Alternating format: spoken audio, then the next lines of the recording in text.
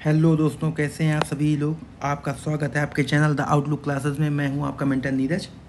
और जैसा कि हम लोगों ने आपसे वादा किया था कि आपके एग्ज़ाम्स के लिए हम लोग जीएस और जनरल स्टडीज़ उसके साथ में स्टैटिक जीके को हम लोग छोटे छोटे टॉपिक के हिसाब से डिवाइड करके डेली एक क्लास लेकर आएंगे। और उसी अपने वादे के तहत हम लोग आज स्टैटिक जीके का एक पहला टॉपिक यूनेस्को लेकर के आए। देखिए, यूनेस्को जो है वो एसएससी के एग्ज़ाम्स के लिए काफ़ी इंपॉर्टेंट टॉपिक है। वो चाहे सीजीएल का एग्ज़ाम हो, चाहे एमटीएस का एग्ज़ाम हो, सीएचएसएल का हो, या एसएससी के हर एग्ज़ाम्स में यूनेस्को उसका पसंदीदा टॉपिक है। तो इसीलिए हम लोग आज यूनेस्को का टॉपिक कवर करेंगे। यूनेस्को देखिए क्या है कि एक इंटरनेशनल ऑर्गेनाइजेशन है और यह क्या करता है कि देशों के बीच में एक आपसी समरसता को बढ़ाने के लिए इसके अपने अलग अलग इनिशिएटिव्स हैं। जैसे यूनेस्को के द्वारा वर्ल्ड हेरिटेज साइट का दर्जा दिया जाता है कई राष्ट्रों में। उसके अलावा यूनेस्को के द्वारा इंटेंजिबल कल्चरल जो साइट्स है उसका भी दर्जा दिया जाता है कुछ शहरों को। और यूनेस्को के द्वारा एक क्रिएटिव सिटीज़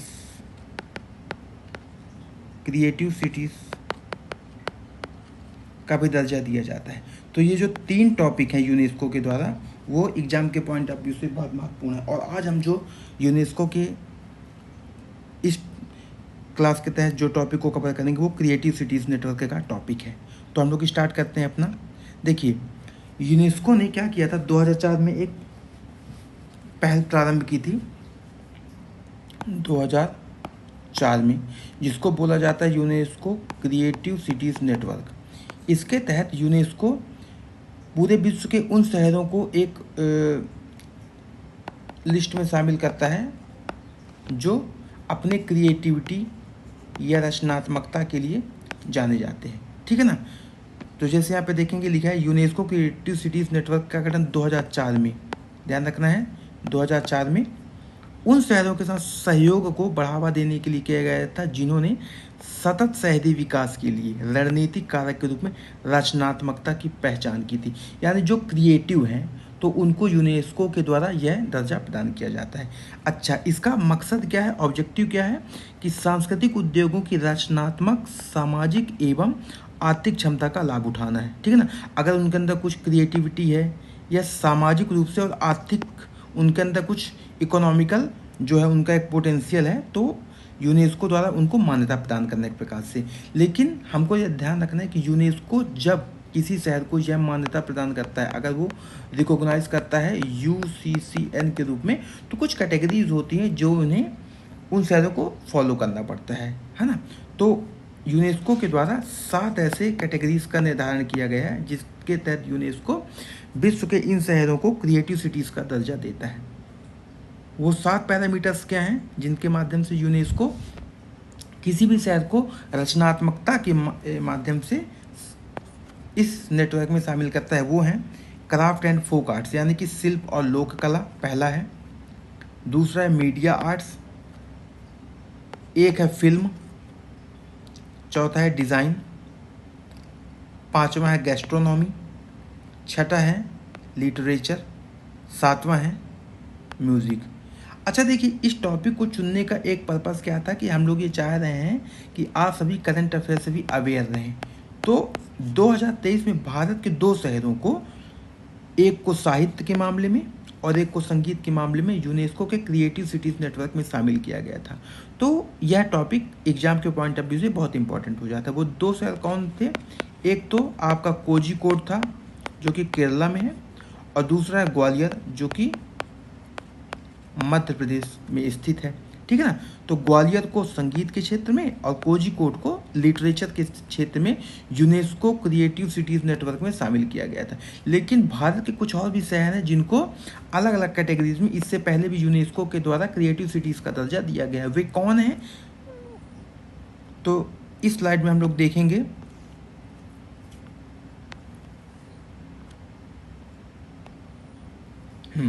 देखिए, इंडियन सिटीज़, भारत के वे शहर जिनको यूसीसीएन में शामिल किया गया है।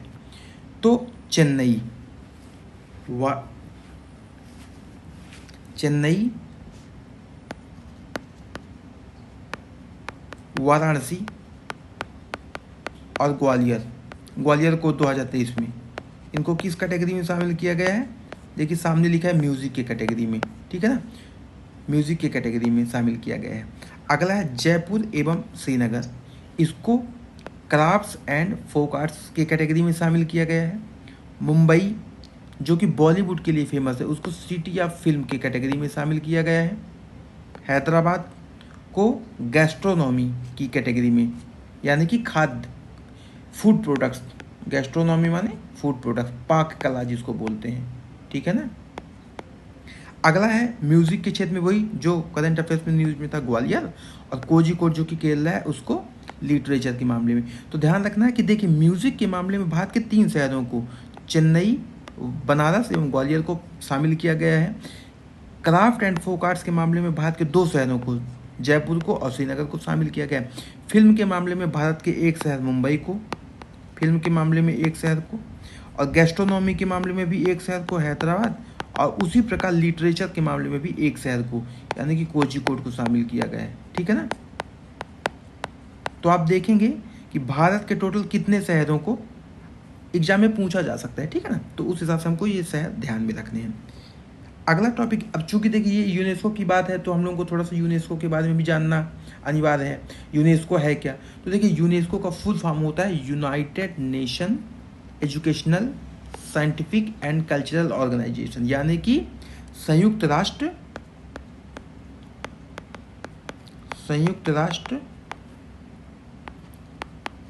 शैक्षणिक, वैज्ञानिक एवं सांस्कृतिक ऑर्गेनाइजेशन। अच्छा, ये जानने वाली है कि जो यूनाइटेड नेशन की जो 17 एजेंसीज हैं उनमें से ये 17 में से एक यूनेस्को भी है।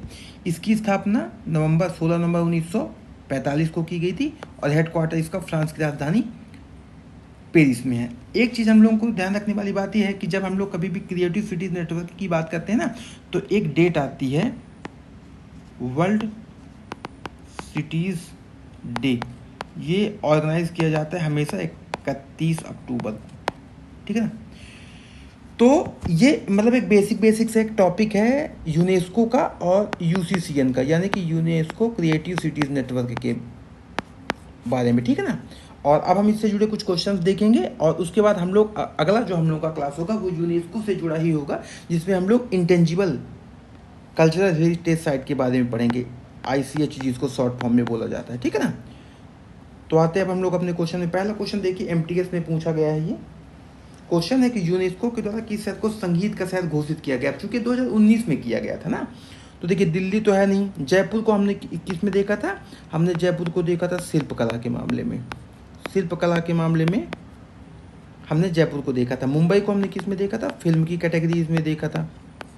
तो वाराणसी हमारा क्या हो गया? संगीत में हो गया। लेकिन अगर किस और कौन कौन से शहर हैं जिनको संगीत की कैटेगरी में शामिल किया गया था, तो आपका हो जाएगा एक जो अभी हाल ही में शामिल किया गया ग्वालियर, और एक चेन्नई। ये 2 ऐसे शहर हैं, है ना। तो आंसर हो जाएगा हम लोगों का B। अगला क्वेश्चन है भारत के किस शहर को 2023 में साहित्य शहर? ग्वालियर, मुंबई, हैदराबाद, कोझिकोड। तो वही बात है, ग्वालियर जो है वो आपका म्यूज़िक की कैटेगरी में हो जाएगा, मुंबई है आपका फिल्म की कैटेगरी में हो जाएगा, हैदराबाद आपके गैस्ट्रोनॉमी में हो जाएगा, और जो कोझिकोड है वो हो जाएगा लिटरेचर में, ठीक है। तो आंसर हो जाएगा इसका B। अगला क्वेश्चन है which city cluster have been included in the craft and folk arts category? तो क्राफ्ट एंड फोक आर्ट्स की कैटेगरी में किन शहर को? तो एक तो जयपुर था और एक श्रीनगर। कहाँ है? ये है जयपुर और श्रीनगर, करेक्ट आंसर। अगला क्वेश्चन है कि which Indian city included in the creative cities network by UNESCO for remarkable contribution in field of gastronomy.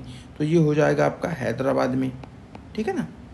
अगला क्वेश्चन है in which category has no Indian city been included under the creative cities network by UNESCO yet. मतलब कि UNESCO के द्वारा अभी तक कौन सी ऐसी कैटेगरी है जिसमें भारत के किसी भी शहर को शामिल नहीं किया गया है। तो आप देखेंगे लिटरेचर में कोझिकोड को किया गया है, ठीक है ना, फिल्म में मुंबई शहर है, और गैस्ट्रोनॉमी में हैदराबाद है, बट डिज़ाइन में अभी तक किसी को शामिल नहीं किया गया है। इसके साथ एक कैटेगरी और है, मीडिया कला, यानी कि एक तो देखिए डिज़ाइन हो गया और एक हो गया मीडिया कला। ये दो ऐसी कैटेगरीज हैं, मीडिया आर्ट जिसमें अभी तक भारत के किसी भी शहर को शामिल नहीं किया गया है, ठीक है ना। अगला क्वेश्चन है, यूनेस्को का मुख्यालय कहाँ स्थित है? तो सिंपल है, इसका आंसर पेरिस में है। तो हम लोगों का जो ये टॉपिक है यूनेस्को क्रिएटिव सिटीज़ नेटवर्क का, वो यहाँ कंप्लीट होता है। और हम लोग अगला जो क्लास लेकर आएंगे वो यूनेस्को का ही एक और महत्वपूर्ण टॉपिक है, इंटेंजिबल कल्चरल हेरिटेज। ये भी करंट अफेयर से बहुत कुछ रिलेटेड है। अगला क्लास हमारा इसी पर होगा, ठीक है। तो अब हम अपना क्लास यहीं पास समाप्त करते हैं और आपसे उम्मीद करते हैं कि आप सभी इस चैनल को देखेंगे और लाइक, कमेंट और सब्सक्राइब भी करेंगे।